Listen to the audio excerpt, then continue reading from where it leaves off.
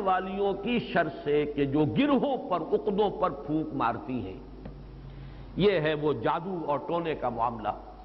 جادو ٹونا ٹوٹکا، اس میں نفاسات کیوں آیا؟ جادوگر تو مرد بھی ہوتے ہیں، عورتیں بھی ہوتی ہیں، اس کے بارے میں مختلف تعبیرات کی گئی ہیں۔ چونکہ ان کے نفوس کی یہ شرارت ہے، لہذا نفس کی طرف نسبت دیتے ہوئے اسے مؤنث بنایا گیا، یا چونکہ ان کی جماعتیں ہیں، ان کے گروہ ہیں، لہذا ایک جماعت کے لیے لفظ مؤنث کہا جاتا ہے عربی زبان میں، تو شاید اس کے اعتبار سے نفاسات کہا گیا۔ ایک رائے یہ بھی ہے کہ عاصم ابن لبید کی بہنیں اور بیٹیاں خاص طور پر ماہر تھیں، اور جو جادو اس نے کیا حضور صلی اللہ علیہ وسلم پر، اس میں وہ بھی شامل تھی، اس لیے شاید یہ نفاسات کا لفظ آیا ہے۔ بہرحال اس پر ہمارے تمام مفسرین کا اجماع ہے کہ اس سے مراد ہے جادو کے لیے، ٹونے کے لیے، ٹوٹکے کے لیے کچھ پھونک پھونک کر گروہوں پر پھونکے مارنا اور گرہ لگانا۔ عقد یہ جمع ہے عقدے کی، عقدہ کہتے ہیں گرہ، تو عقدہ جمع اس کی عقد، گروہوں پر پھونکے مارنے والیوں کے شر سے رب الفلق کی پناہ میں آتا ہوں۔ یہ معاملہ جو ہے میں چاہتا ہوں کہ ذرا ایک اس کی لغوی بحث سمجھ لیجئے، نفس کسے کہتے ہیں۔ اب یہاں بھی آپ دیکھیں گے نفس اور نفخ، نفخ قریب ہے، یہ نفس سا جب آئے گا تو وہ سین نہیں ہے، ویسے تو لفظ نفس بھی اس کے قریب ہے۔ نفس تنفس، سانس لینا، سانس میں بھی یہ ہوا جو ہے اندر جاتی ہے باہر آتی ہے، لیکن نفخ کے معنی پھونک مارنا۔ نفخ اس کو کہتے ہیں پھونک کو جس کے ساتھ کوئی تھوک وغیرہ شامل نہ ہو۔ نفس وہ ہے جو زور کے ساتھ پھونکا جائے، پھونک ماری جائے تو کچھ نہ کچھ لعاب جو ہے اس کے ساتھ شامل ہو جاتا ہے۔ تفل کہتے ہیں باضابطہ پھونکنے کو۔ تو نفس جو ہے یہ نون فا اور سا، یہ نفس جو ہے نفخ اور تفل کے مابین کی شے ہے۔ جب زور کے ساتھ پھونک ماری جاتی ہے تو کچھ نہ کچھ لعاب جو ہے اس کے ساتھ شامل ہو جاتا ہے، یہ ہے نفس، پھونکے مارنا شدت کے ساتھ، زور کے ساتھ۔ اور اس میں بھی میں یہ سمجھتا ہوں کہ وہی کہ جو بھی انہوں نے جو کچھ پڑھا ہے ان کلمات کے اندر جو بھی خرابی ہے، اس کے ساتھ ساتھ وہ جنہوں نے ریاضتیں کی ہوئی ہیں، مشقیں کی ہوئی ہیں، ان کی اپنی انرجی کا جو ایک حصہ ہے وہ اس پھونک کے اندر شامل ہو کر وہ اس جادو کا ذریعہ اور سبب بنتا ہے۔ نفاسات فی العقد، یہ ایک صرف طبقہ ہے دور جدید میں کہ جو اس جادو کو اور حضور صلی اللہ علیہ وسلم پر بالخصوص جادو کے اثر ہونے کی نفی کرتا ہے۔ یہ وہ جدید معتزلہ یا ریشنلسٹ گروپ جو ہمارے ہاں پیدا ہوا ہے، جس کے امام اول اس بر عظیم پاک و ہند میں سر سید احمد خان تھے۔ انہوں نے جنوں کا وجود بھی علیحدہ نہیں مانا، جن بھی انسان ہی ہے، زیادہ مشتعل مزاج انسانوں کو جن کہہ دیا گیا ہے، استعارتاً کہہ دیا گیا، آگ سے بنائے گئے، جیسے ہم کہہ دیتے ہیں کہ فلاں شخص غصے سے آگ بگولا ہو گیا، وہ آگ تو نہیں ہو جاتا، انسان ہی رہتا ہے، لیکن یہ کہ جو انسان مشتعل مزاج ہو، کہہ دیا گیا کہ وہ آگ سے پیدا کیا۔ بہرحال انہی کا ایک ذہن ہے جو ہمارے ہاں مختلف شاخیں جو ہیں، مثلا قادیانیوں نے جو تفسیر لکھی ہے وہ مختلف تفسیریں ہیں، اور اس میں مولوی محمد علی کی تفسیر کا تو شہرہ بھی بہت ہے، اس لیے کہ واقعہ یہ ہے محمد علی لاہوری، اس شخص نے چونکہ تفسیر رازی سے، امام رازی نے الفاظ کی لغت کی جتنی بھی شرح کی ہے، لغوی شرح، وہ سب کی سب نقل کر دی ہے۔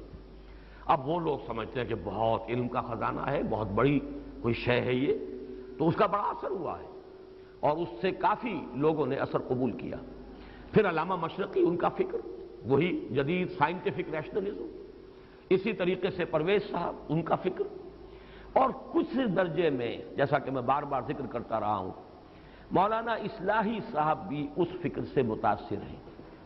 مختلف جگہوں پر حدیثوں کا معاملہ جہاں ان کا آتا ہے، اس میں یہ اگر تجزیہ کریں گے تو معلوم ہوگا کہ وہی اصل بات ہے۔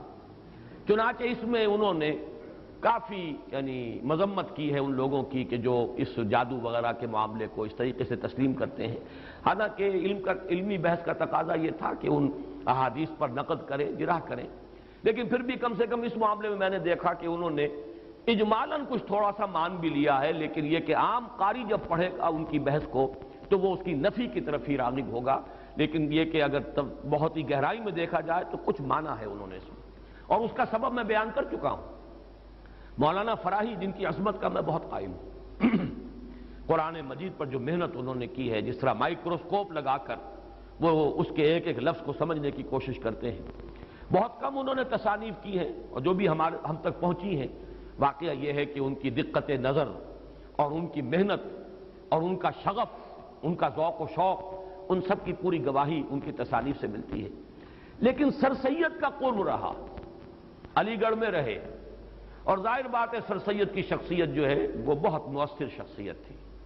ہمارے ہاں بھی خلیفہ عبدالحکیم صاحب ہوتے تھے، یہ پورا ادارہ ثقافت اسلامیہ جو ہے اس پر اس ایک شخص کی بڑی چھاپ ہے، اور فکری اعتبار سے بہت بلند تھا۔ لیکن وہی نیشنلزم، وہی جو اقلیت ہے اس دور کی، جو علماء بھی وہاں گئے ہیں، حالانکہ سکہ بند علماء تھے، ثقہ علماء تھے، لیکن ان کے فکر سے متاثر ہو گئے۔ یہ ایک ثبوت ہے کہ ایسی شخصیت جو ہے اس کے اثرات ہو جاتے ہیں۔ مولانا فراہی رہے علی گڑھ میں، استاذ بھی رہے، طالب علم بھی رہے، پھر یہ کہ سر سید ہی کے کہنے پر وہ وائس رائے کے ساتھ انہوں نے ایسٹ افریقہ کا دورہ بھی کیا، مترجم کی حیثیت سے انگریز وائس رائے کے ساتھ گئے۔ تو اس سے یہ ہے کہ کچھ نہ کچھ تاثر ان کے ہاں بھی موجود ہے۔ لیکن یہ بات جان لیجئے کہ صرف اس طبقے کو علیحدہ رکھ دیجئے تو باقی سب کے نزدیک جادو برحق ہے، کلمات کی تاثیر ثابت ہے۔ ہر کلمہ، کلمہ خیر ہو، کلمہ شر ہو، اس کی کوئی تاثیر ہے، اس کے کوئی نتائج ہے، اور اس کے نتائج نکلتے ہیں۔ جیسے کہ جسمانی کسی کو زخم لگایا جائے، جیسے حضور صلی اللہ علیہ وسلم کو بھی زخم لگا ہے غزوہ احد میں، خون کا فوارہ چھوٹا، زیادہ خون بہہ گیا تو غشی بھی طاری ہوئی، سب کچھ ہوا، دندان مبارک شہید ہوئے۔ جیسے جسم اطہر پر یہ اثرات جو ہیں خارجی حملوں اور خارجی جو زخم لگے ہیں ان کے ظاہر ہوئے، اسی طرح یہ مانوی قسم کا جو حملہ تھا اس کا بھی نبی اکرم صلی اللہ علیہ وسلم پر اثر ہوا ہے۔ یہ صحیحین کی روایات سے ثابت ہے، اور میں یہ سمجھتا ہوں کہ اس سے انکار کرنا در حقیقت یہ اس دور کے بڑے فتنوں میں سے ایک فتنہ ہے۔ جو چیز اس طریقے سے ثابت ہو جائے، اور اس میں کہ عقلی اعتبار سے خود قرآن سے ثابت ہے، اس لیے کہ حضرت موسیٰ علیہ السلام پر بھی جادوگروں کے جادو کا اثر ہوا، قرآن میں ثابت ہے۔ جب مقابلہ ہوا ہے، اور حضرت موسیٰ علیہ السلام کا معجزہ بھی یہی تھا نا کہ عصا ڈالتے تھے زمین میں، وہ اژدہا بن جاتا تھا، حیۃ تسعیٰ، سانپ ہے ہلنے والا چل رہا ہے، اور وہی کچھ انہوں نے کر کے دکھا دیا عارضی طور پر۔ جادوگر آئے، انہوں نے اپنی چھڑیاں اور اپنی رسیاں پھینکی، اور وہ بھی نظر آئے، سب کو نظر آئے کہ جیسے سانپ ہے چل رہے ہیں، جیسے سب کو نظر آئی حضرت موسیٰ کو بھی نظر آئی۔ جیسے نظر بندی آپ کہتے ہیں، نظر بندی سب کی ہوئی تو حضرت موسیٰ کی بھی ہو گئی۔ عصمت انبیاء سے یہ کوئی شے بعید نہیں ہے، معلوم ہوا کہ قرآن سے ثبوت مل رہا ہے۔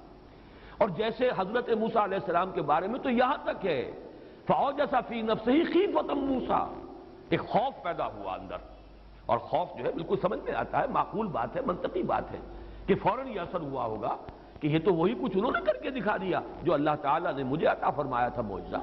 دیکھنے والوں کو تو وہی کچھ نظر آ گیا، فرق کیا ہوا؟ ڈگری کا فرق رہ جائے گا شاید۔ لیکن یہ کہ جب اللہ تعالیٰ نے فرمایا ہے موسیٰ لا تخف انک انت الاعلیٰ، گھبراؤ نہیں، تم ہی جیتو گے، تم ہی سربلند رہو گے، گھبراؤ نہیں، خوف محسوس نہ کرو، ذرا جو تمہارے ہاتھ میں اسے ڈالو تو صحیح، الق ما فی یدک، الق عصاک، پھینکو۔ اور اب اس اژدہا نے جو حضرت موسیٰ کے عصا سے بنا ہڑپ کر لیا ان تمام سانپوں کو جو نظر آ رہے تھے، تو معلوم ہوا کہ یہ جادو تھا، اور یہ جادو نہیں کوئی اور شے ہے۔ اور یہ بھی میں نے بارہا عرض کیا ہے کہ یہ بات، یہ حقیقت بھی منکشف انہی پر ہوئی جو جادوگر تھے۔ دوسرے والوں کو تو دیکھنے کو یہی پتا چلا ہوگا یہ بڑا جادوگر، یہ چھوٹے جادوگر، اور کیا، بڑا جادوگر غالب آ گیا، چھوٹے جادوگر جو ہے نا ہار گئے۔ بڑے جادوگر کا نے جو جادو پیدا کیا اس نے ہڑپ کر لیا چھوٹے جادوگروں کے جادو کو، تو زیادہ سے زیادہ ان کے ذہن میں تو یہی بات آئے گی۔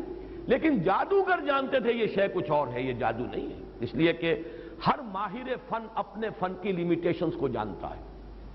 یہ تو سٹیفن ہاکنگ سے پوچھئے کہ فزکس کی اس وقت کیا لمٹ ہے جس سے آگے فزکس نہیں جا سکتی، یہ کسی بھی بڑے سے بڑے ماہر سے پوچھئے کہ کیا ہماری لیمیٹیشنز ہے۔ بہت بڑا معالج آج آپ کو بتائے گا کہ فلاں بیماری کے ضمن میں یہ ہماری لیمیٹیشن، اس سے آگے ہم نہیں جا سکتے۔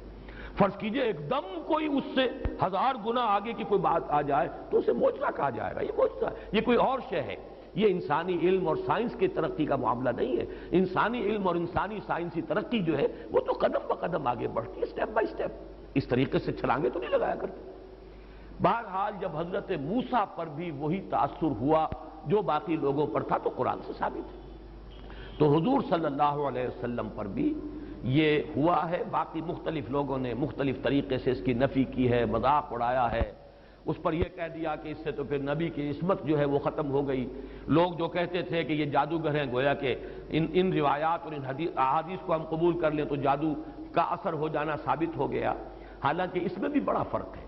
وہ کہتے تھے جادوگر کس معنی میں کہ یہ خود جادو کر رہا ہے، یہاں یہ کہ جادو کا اثر آپ پر ہوا ہے، اور وہ بھی اثر اس درجے میں نہیں ہوا کہ جس سے آپ کی عصمت مجروح ہو جائے اور غیر معتبر ہو جائے، اس لیے کہ اس کا کسی اور کو تو پتہ ہی نہیں چلا، گھر والوں کو بھی اندازہ نہیں ہوا، صرف حضور نے اس کیفیت کو محسوس کیا ہے، اور وہ بھی صرف دنیاوی معاملات میں.